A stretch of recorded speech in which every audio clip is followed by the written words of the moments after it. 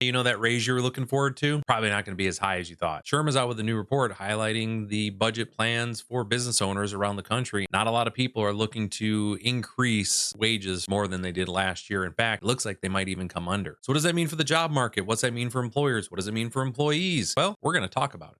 As always, links are going to be in the description, so be sure to go check this out. Now, this article is from SHRM, which is the Society for Human Resource Managers, the professional group for the HR world. And employers plan to stay consistent with compensation budgets in 2025. When employers are not aggressively looking to raise compensation, it means one thing: softening labor market. That means there's a larger candidate pool, which means they don't have to offer as much money because of the supply and demand dynamics that come into place. That's a big piece out of here. Within the article here, they're looking for a 3% increase on average with compared to 3.8% for last year. Basically flat. And then merit increases are going to be exactly the same, 3.3%. And as I mentioned previously about the soft labor market, it's right in here. Employers say a softening labor market is the primary reason they are less aggressive about their salary budgets.